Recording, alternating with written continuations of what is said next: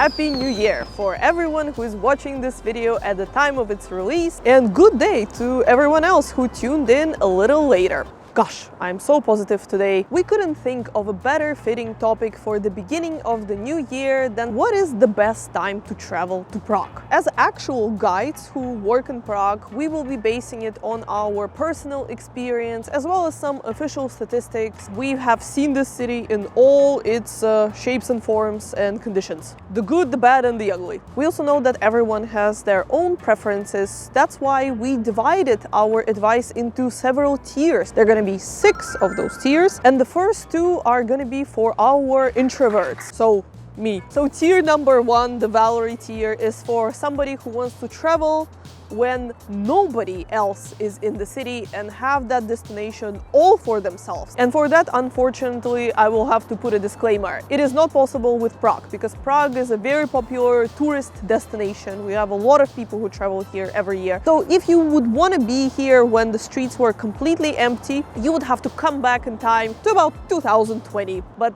I'm sure you wouldn't want to do that anyway. That was no fun. Nevertheless, there is this specific time of the year we guides call the low season, when the streets are not as crazy as they are now, because we are filming this in December. So the no people season officially starts from the 2nd week of January. I'm so specific about this because on the 1st week of January, the Christmas markets in the city center are still open and we generally have a lot of tourists. But you want to avoid that, right? So January and February are the times of the year when we normally don't have a lot of tourists. We are struggling, we're complaining that there's no work, and then we regret those complaints when the summer season kicks in. The no people season usually ends with the beginning of March. So moving on to tier number 2. You might want to say, Valerie, don't be crazy. I don't want to freeze my ass in Prague, and travel here in January and February. I want to be somewhat comfortable, and I have just the perfect tier for you. And that one is very difficult to nail, but we will try, because it's connected to a certain public holiday called Easter. And if you guys know,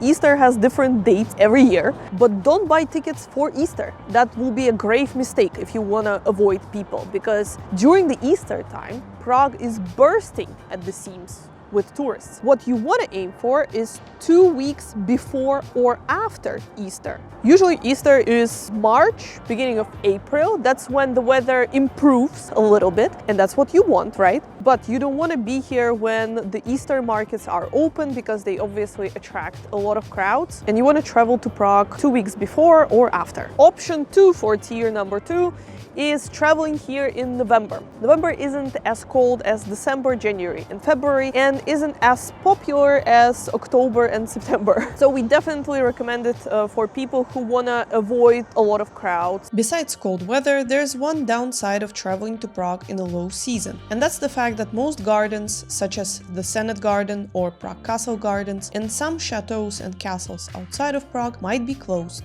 Okay, moving on from our introverted tiers to extroverted ones. What if you just don't care about the crowd? First of all, I'm so jealous of you. Second of all, there is a perfect time for you to travel to Prague, when you are not freezing and not sweating profusely. And that's gonna be May, early June and late August. This is obviously when it's warm in Prague, but not super hot like in July and beginning of August, and not cold like in October or April. It's just this sweet weather when it's sunny during the day, and in the evening you just need a little jacket to keep you warm, but otherwise you can move comfortably through city without layers of parkas and puffer jackets. So the best weather in Prague is for sure May, beginning of June and late August. Tier number 4 is what? Our tier number 4 is for extroverts who want to travel to Prague when it's lively, when there are things going on, when there are festivals. And that is of course the time of national and religious holidays, especially Christmas. Christmas is actually the busiest time of the year. It's even busier than July